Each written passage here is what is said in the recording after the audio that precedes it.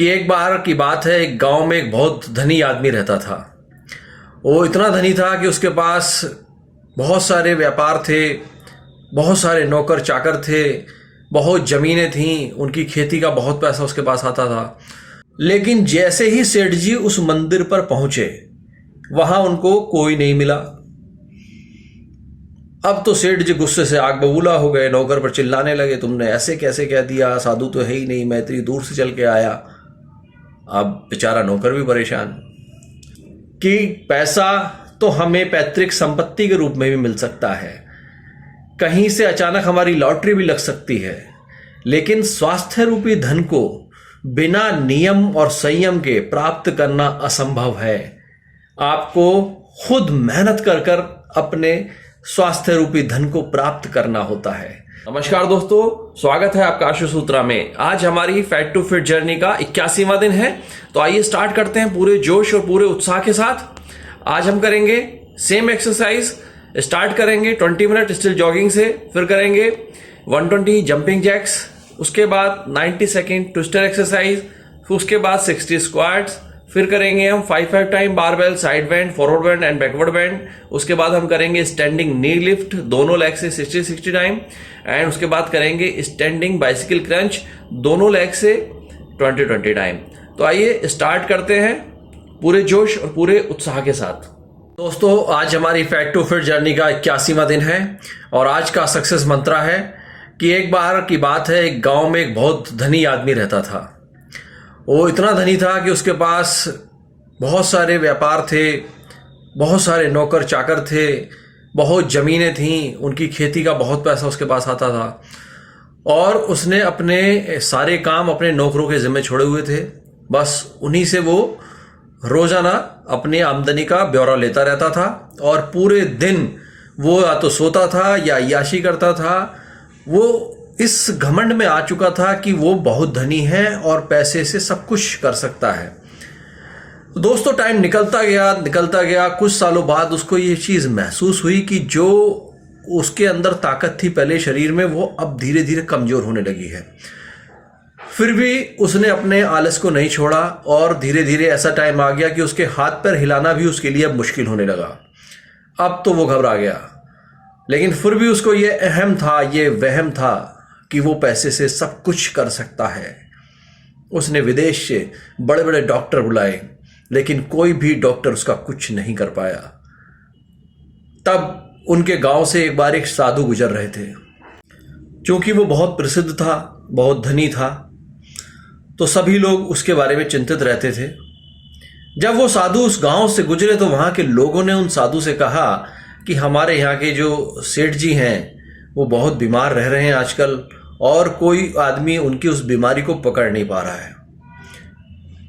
साधु ने उसकी दिनचर्या को लेकर लोगों से पूछा, उसके बारे में जानकारी हासिल की, और फिर उन्होंने उसके नौकर को बुलाया और उससे बोले कि आपके सेठ जी का इलाज मैं ही कर सकता हूँ। इस दुनिया में अगर कोई इस बीमारी को ठीक करना जानता है तो वो मैं हूँ, लेकिन एक शर्त है कि मेरा जो मंदिर पे निवास है, उस निवास पर सेठ जी को स्वयं अपने पैरों से चल के आना होगा। अब बड़ा अजीब शर्त थी। सेठ जी ने उनको बहुत धन का लालच दिया, लेकिन साधु अड़े रहे। बोले अगर सेठ जी को ठीक होना है इस बीमारी से तो उनको केवल इस दुनिया में मैं ही ठीक कर सकता हूं, लेकिन सेठ जी को स्वयं अपने आप चलकर मेरे उस टीले वाले मंदिर पर आना पड़ेगा। खैर, कोई और दूसरा ऑप्शन नहीं था, तो सेठ जी ने सोचा कि चलो क्यों ना साधु की बात मान ली जाए। और सेठ जी बड़ी मुश्किल से धीरे धीरे चलकर उस मंदिर पर पहुंचे, क्योंकि मंदिर थोड़ा सा दूर था और थोड़ा ऊंचाई पर था, तो सेठ जी को बहुत दिक्कत हुई। लेकिन जैसे ही सेठ जी उस मंदिर पर पहुंचे, वहां उनको कोई नहीं मिला। अब तो सेठ जी गुस्से से आग बबूला हो गए, नौकर पर चिल्लाने लगे, तुमने ऐसे कैसे कह दिया, साधु तो है ही नहीं, मैं इतनी दूर से चल के आया। अब बेचारा नौकर भी परेशान। अगले दिन फिर साधु महाराज ने नौकर को बोला कि जाओ अपने सेठ जी को बोलो मैं आज मंदिर में मिलूंगा, वो पैदल चलकर आए मंदिर में। सेठ जी अगले दिन जैसे तैसे मर गिर कर पहुंचे वहां, देखते हैं तो साधु फिर गायब, कोई भी नहीं मंदिर में। फिर अगले दिन साधु ने खबर भिजवाई कि सेठ जी को ठीक होना है तो मेरे मंदिर पर आकर मिले, आज मैं जरूर मिलूंगा। फिर सेठ जी गिरते पड़ते पहुंचे मंदिर पर, साधु फिर गायब। यह सिलसिला 3 महीने तक चलता रहा। 3 महीने तक रोज साधु उसके नौकर को बोलते रहे कि मैं आज मिलूंगा, आज आए आज आए, और साधु वहां नहीं मिलते थे। 3 महीने गुजर जाने के बाद में सेठ जी को रियलाइज हुआ कि जब मैं पहली बार आया था तो मैं बड़ी मुश्किल से यहां तक पहुंचा था, और आज 3 महीने हो गए मुझे लगातार इन साधु बाबा को ढूंढते ढूंढते, अब मैं बहुत अच्छे से और बहुत आसानी से इनके मंदिर तक आ जाता हूं। तब उनको ये बात जब रियलाइज हुई, तभी उनको रास्ते में साधु मिल गए, और साधु बोले बेटा, तुम्हारी बीमारी का इलाज कोई दवा नहीं थी, तुम्हारा आलस्य था, और इसी आलस्य को दूर करने के लिए मैंने ये सारा प्रपंच रचा था। अब तुम पहले से बहुत ठीक हो, लेकिन अब तुम रोज अपने घर से इस मंदिर तक आओगे और रोज भगवान की पूजा कर कर वापस जाओगे पैदल। यही तुम्हारी बीमारी का उपाय है। साधु बोले कि बेटा, धन दौलत रुपया पैसा तो तुम नौकरों के दम पर बहुत कमा सकते हो, लेकिन स्वास्थ्य रूपी धन को प्राप्त करने के लिए तुम्हें खुद ही मेहनत करनी पड़ेगी, तुम्हें खुद ही चलना पड़ेगा, तुम्हें खुद ही व्यायाम करना पड़ेगा, तभी इस स्वस्थ शरीर का आनंद तुम ले पाओगे। सेठ जी को सारी बात समझ में आ गई, और उन्होंने आलस्य त्याग कर खूब मेहनत करके अपनी स्वास्थ्य को दोबारा प्राप्त किया और एक खुशनुमा जिंदगी उन्होंने गुजारी।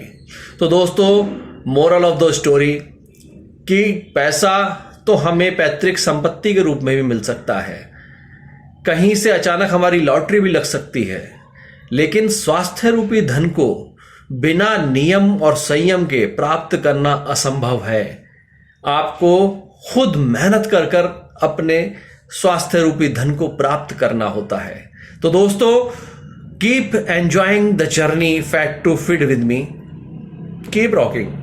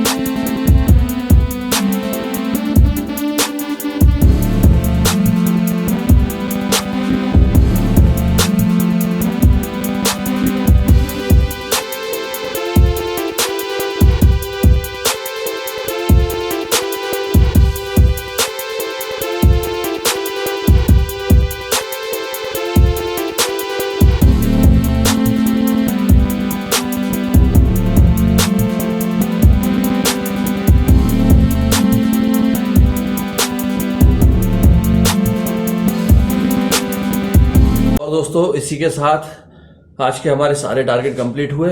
अब हम चलेंगे अपनी वेइंग मशीन के पास और चेक करते हैं कि आज हमने रिड्यूस किया है, गेन किया है या उतना ही है। तो दोस्तों, हम पहुंच गए अपनी वेइंग मशीन के पास में और चेक करते हैं कि 81वें दिन हमने कितना लूज किया है। आइए चेक करते हैं, 1 सेकेंड।